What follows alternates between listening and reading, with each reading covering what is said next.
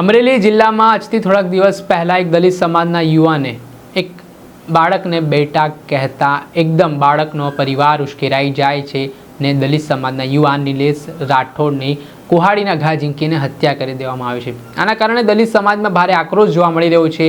આરોપીઓ સામે કડકમાં કડક કાર્યવાહીની માંગ પણ ઉઠી છે।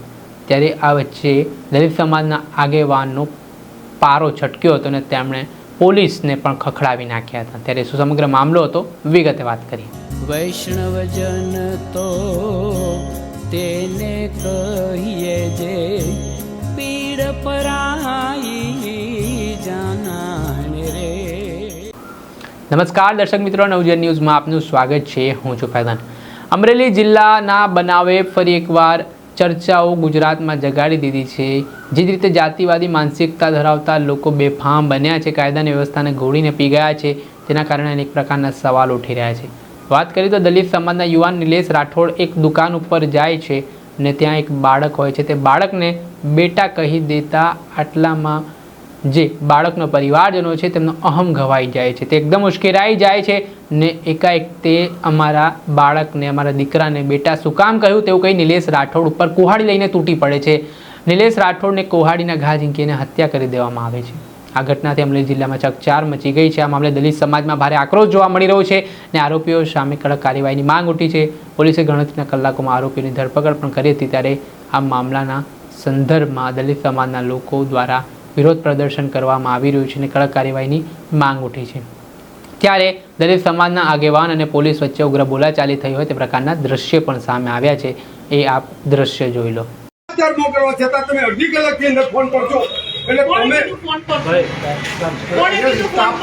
તમારો સ્ટાફે કીધું, અમને બધું બરાબર છે। અહીંયા તમારા નજરની સામે જ આ ગુનાનો સાંભળો, અમારી વાત તમે સાંભળો। નહીં, એક મિનિટ, તમે પણ ભેગું સાંભળો ને। તમે જે મારા ઉપર એમ કહો છો કે હું ફોનમાં છું, તો મારે એનો જવાબ એ આપવાનો નહીં। એ તો સીસીટીવી જોઈએ, ખ્યાલ આવે। તમે શું કરો છો? સીસીટીવી જોઈએ તો ખ્યાલ આવે ને। બરાબર છે।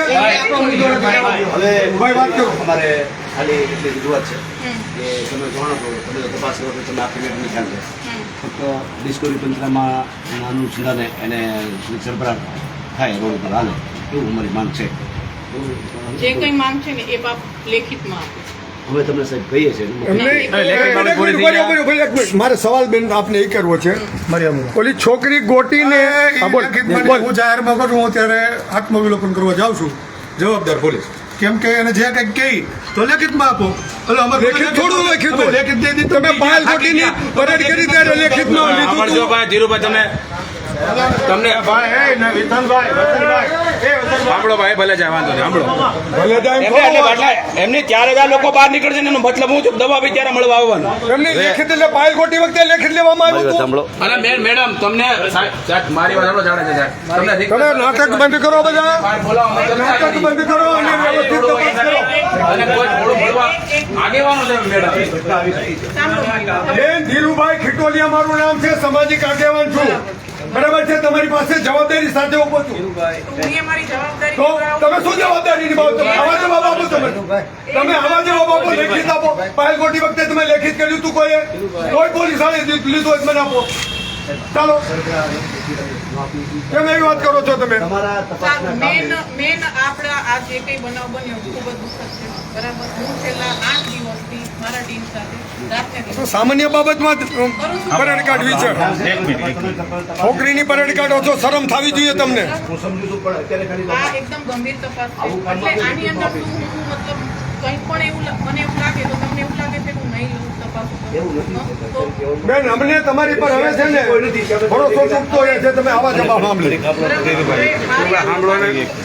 હું કામ કરું છું અને એ જ કામમાં હું રોકાયેલી હતી, અને મારા વતી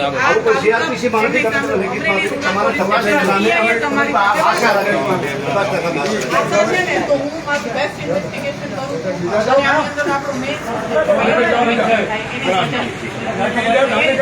આપણે પડી જાય આજમાં થઈ શકે તો ત્યાં લઈ જાઓ, સ્થળ ઉપર તમે તપાસ કરવા લઈ જાઓ। નહીં, અત્યારનું ના બધું કામગીરી અત્યારે ચાલુ છે અને મારો એ જ હેતુ છે કે મારા કન્વિક્શન આ કેસની અંદર કન્વિક્શન થાય ત્યાં સુધીનું મારે પહોંચવાનું હોય, તો એને લગત જે કંઈ મારે પુરાવા નિવેદનો જે રીતનું મારે કામગીરી કરવાની તમને એવું થશે લાગતું હોય કે આ કટુનું આરોપી પર કાંઈ હુમલો કર્યો એવું કાંઈ નથી. ફક્ત ખબર પડે સમાજને કે પોલીસ સરસ કામ કરે છે.